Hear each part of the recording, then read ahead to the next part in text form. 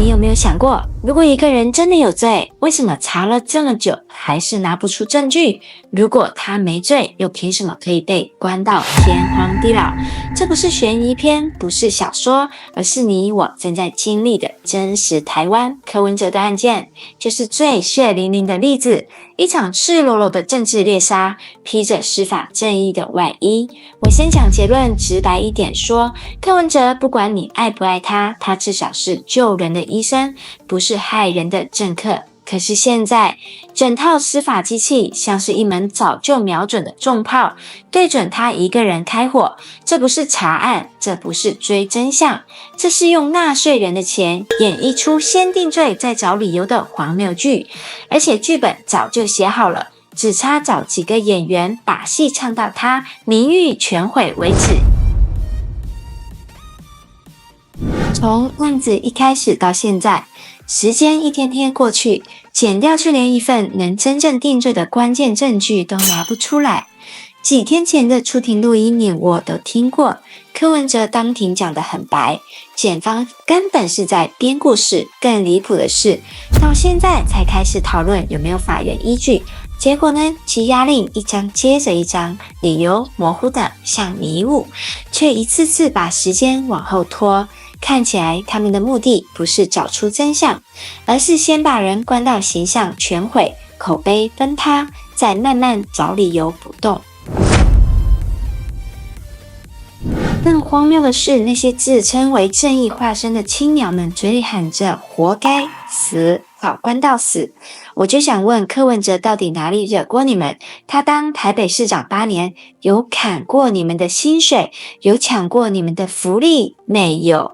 相反的，许多公共建设、制度改革都是他一手推动，但现在他却被这群人用言语暴力一刀一刀凌迟，仿佛只要把他骂到体无完肤，就能掩盖真正让台湾乱象重生的那些人。在台湾政坛当好官的代价很高，你得比贪官更懂权谋，更会算计，否则就等着被活活吃掉。蒋经国不是圣人，更不是完全清廉的官，但他有格局，有手腕，在肮脏的政治沼泽中依然能保护自己，推动改革，甚至让国家起死回生。柯文哲的悲剧就是他天真的以为政治可以直球对决，他不耍阴招，不搞密室交易，结果对手用的却是案件、陷阱、抹黑、司法绞杀。而在这种游戏规则里，清官往往死得比贪官还快。翻开历史，国家灭亡前的景象几乎如出一辙，忠臣良将被打成罪人，奸臣小人爬上高位。今天的台湾不正是这幅画面吗？真正能干事的人被打压、被抹黑、被逼到退场，而那些只会拍马、算计权力的，反而权势越来越稳。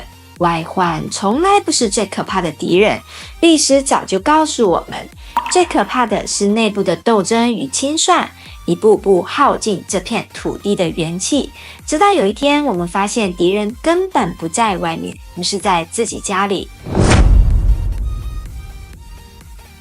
高房价压得年轻人不敢结婚，高物价逼得家庭精打细算过日子，诈骗像是合法行业一样满街横行，能源危机更是让企业和百姓心惊胆跳，这些才是人民每天醒来就要面对的真实痛苦。可是我们的赖清德政府呢，注意力全不在这些问题上，反而耗尽国家资源去消耗政治对手，一场又一场司法大戏轮番上演，仿佛只要把敌人搞臭、抹黑到烂，百姓的痛就会自动消失。这种治国方式叫做戏比事重要，斗比解决重要。对新民调摆在那里，不满政府施政的比例已经超过50%。